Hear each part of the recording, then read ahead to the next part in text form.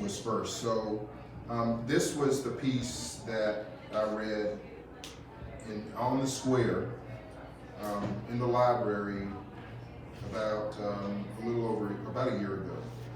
It's called Edgefield Clay. I turn on this wheel a jug, a vessel of red clay, a pot born of the ruddy ground, a pot waiting beneath the sandy rich brown loam that once grew post oak and pignut hickory, so big around that 3 broad-shouldered men would strain hard to reach calloused hand to calloused hand to embrace. I turn on this wheel a jug, a vessel of red clay, a pot molded to hold the waning memories of panthers lurking in long cane, a pot molded to catch the Kent calling of Lord God birds knocking twice on hollowed out sycamore giants, a pot molded wide enough to cairn wheeling, screeching Carolina hurricanes, a pot molded deep enough to hold the howling red wolves that sent cold shivers through the narrow shoulders of deer and barely a shudder from the fat humped bison that wallowed in the river bottoms.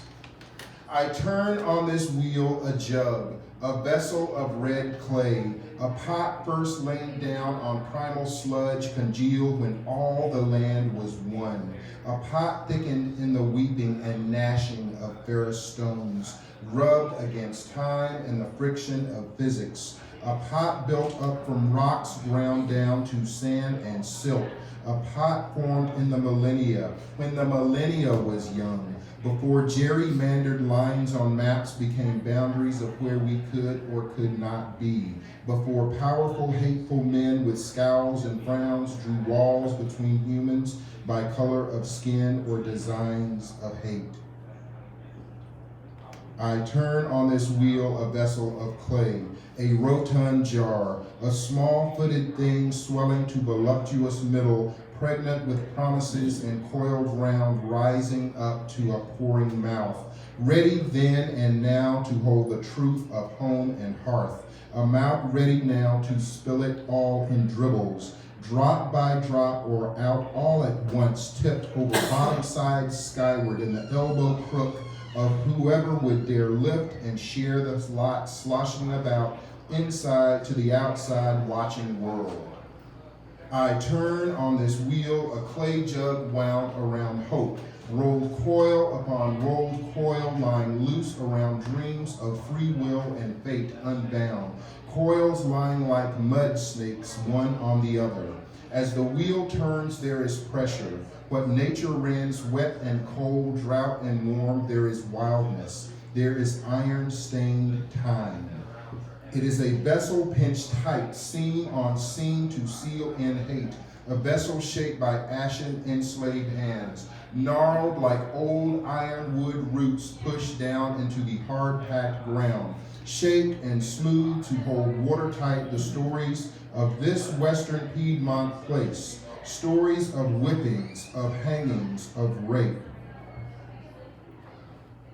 I turn on this wheel a jug, thrown down hard in the beginning, turned year upon year, decade upon decade, thrown from Senegal, Ghana, dug by hickory-handled mattock and rusty hoe, a jug of tired soil forced by greed and will to grow, whatever would make some richer and keep others dirt poor. It is a jug of soil mined from the soul, a jug tended with muddy stained ground in over time, unwashable beyond brands, shackling chains, and white claims to black human chattel.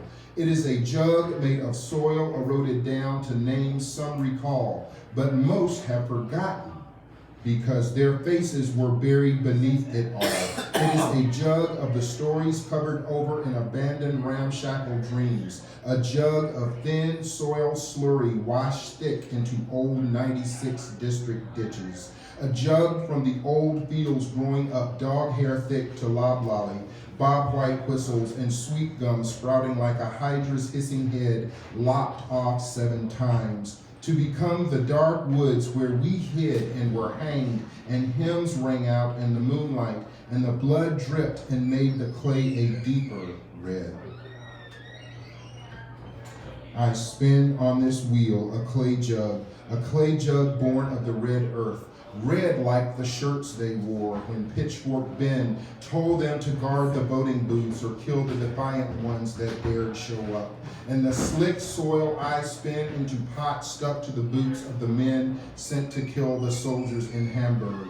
It is a jug gummed between what was, is, and shall be, of thoughts miring minds to old ways. 10 governors always demanding separate and unequal. It is a jug of cotton field rows running from Trenton to Johnston to Collier's to my home place. It is a jug of Edgefield clay, red as morning sun, binding free wind-blown seeds to Piedmont earth. It is a jug dug from the deep below the sand, uphill from the savannah's silt, least precious to anyone save the one who might see in it the possibility of seeing more than just dirt. I spin on this wheel a jug. It is a nameless jug that knows in each turn every name given when the true ones were taken away. I will scribe in it the names of the unjust and the just, the chattel owned and the chattel owner. Each sinner and every saint's name will be written in this clay. I will spin and shape and spin and shape, hoping that all the good forms up and the bad is flattened down and cast away.